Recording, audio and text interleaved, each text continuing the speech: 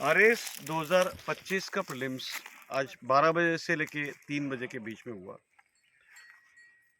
3 बार paper को अच्छे से देखने के बाद ऐसा लगा कि पिछले 10-12 साल में ये पहला ऐसा पेपर था जो एक आईएएस के एग्जाम की लेवल का पेपर था।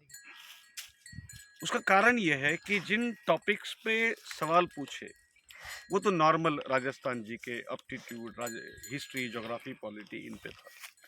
बट जिस नेचर के क्वेश्चंस पूछे गए हैं, एक तो अंडरस्टैंडिंग बेस्ड क्वेश्चंस थे, नंबर 1। नंबर 2, नॉर्मली होता यह था कि राजस्थान जीके के जो क्वेश्चंस वो फैक्चुअल क्वेश्चंस पूछे जाते थे। इस बार स्टेटमेंट बेस्ड क्वेश्चंस है, यानी फैक्ट्स के साथ अंडरस्टैंडिंग भी बहुत जरूरी है। और कंटेम्प्ररी राजस्थान, वेरी स्पेसिफिकली जो गवर्नमेंट पॉलिसीज है या गवर्नमेंट प्रोग्राम से, इन पे ज्यादा स्टेटमेंट बेस्ड क्वेश्चंस पूछे। अगर राजस्थान हिस्ट्री की अगर आप बात करोगे तो राजस्थान के अननोन फैक्ट्स पे इस बार ज्यादा क्वेश्चंस आए।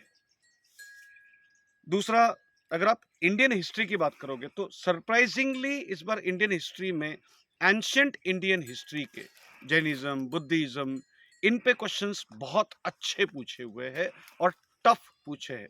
आजीविका जैसा अगर क्वेश्चन छोड़ दिया तो बाकी मेजोरिटी क्वेश्चंस टफ लेवल के क्वेश्चंस थे। मेडिवल पे भी 2-4 क्वेश्चंस इन्होंने पूछे हैं और मॉडर्न पे जो क्वेश्चन पूछे वो भी अननोन एरिया से इस बार ज्यादा से ज्यादा क्वेश्चंस पूछे गए हैं। पॉलिटी एक ऐसा सेक्शन था जिसकी ब्रॉडर अंडरस्टैंडिंग है, उसके लिए पॉलिटी थोड़ा सा आसान था। अगर ज्योग्राफी देखोगे तो ज्योग्राफी में 50-50 आप कह सकते हो। जैसे एक एग्जांपल मैं देता हूँ, एल नीनो वाला क्वेश्चन पूछा था। अब एल नीनो वाला क्वेश्चन पूछा किस चीज पे? इन्होंने ओशियानिक करंट पे क्वेश्चन पूछा ही नहीं है। तो जिसको एल नीनो की 100% क्लैरिटी है वो इस क्वेश्चन को आसानी से अटेम्प्ट कर सकता था। मेडिटेरियन क्लाइमेटिक रीजन्स पे क्वेश्चंस पूछे हैं।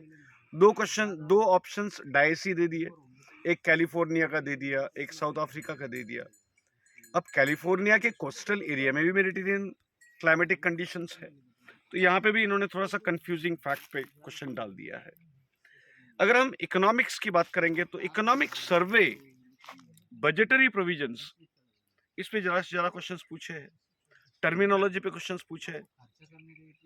अगर राजस्थानी इकोनॉमिक सर्वे पे पूछा जाए तो इंडस्ट्रियल डेवलपमेंट, अब जैसे क्वेश्चंस आए कि भाई नए जो रिको के इंडस्ट्रियल एरियाज डेवलप हुए हैं वो कौन से डिस्ट्रिक्ट में, ऐसे फैक्चुअल क्वेश्चंस अगर कुछ छोड़ दिए तो बाकी जितनी भी इंडस्ट्री पे क्वेश्चंस पूछे थे, मिनरल पॉलिसीज पे पूछे थे, वो अच्छे टफ लेवल के क्वेश्चंस इन्होंने पूछे थे इस बार।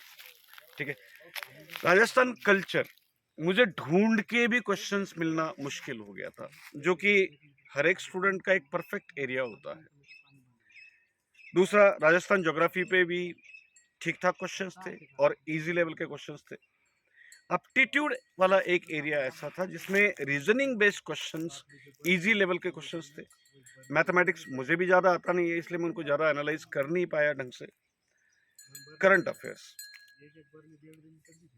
माशाल्लाह, स्पोर्ट्स के कुछ क्वेश्चंस ऐसे पूछे, लगते तो आसान है बट आसान नहीं थे। तो करंट अफेयर्स में कहाँ से उठा के इन्होंने क्वेश्चंस पूछे हैं, शायद आंसर की ढूंढने वालों को भी 3-4 दिन लगने वाले हैं। तो ओवरऑल अगर देखा जाए तो आज का जो पेपर था, ये मेरी नज़र में, मैंने जो पिछले 15-20 सालों से जो पढ़ाया बच्चों को, मुझे ऐसा लगता है कि ये टफ कैटेगरी का पेपर था। और जो कट ऑफ 2018 के बाद बढ़ता बढ़ता बढ़ता जा रहा था, 74 से 84, 84 से 90, 90 से 100, ये जो कट ऑफ बढ़ते जा रहा था, इस बार ये ड्रास्टिकली नीचे आना है। तो मेरी नज़र में आज तो खैर मैं एग्जैक्ट प्रेडिक्ट नहीं कर पाऊंगा कट ऑफ कितना जाएगा, क्योंकि मुझे भी बहुत सारे आंसर्स एग्जैक्ट चेक करने पड़ेंगे। मैं तो ओवरऑल लुक के बेसिस पे बता रहा हूँ। मुझे ऐसा लगता है कि ये जो पेपर था, इसमें जनरल कैटेगरी या ईबीसी और ओबीसी का जो कट ऑफ है, ये 85 टू 95 के बीच में जाना चाहिए। यानी इस बार आरएस का प्रीलिम्स का कट ऑफ कम हो जाएगा।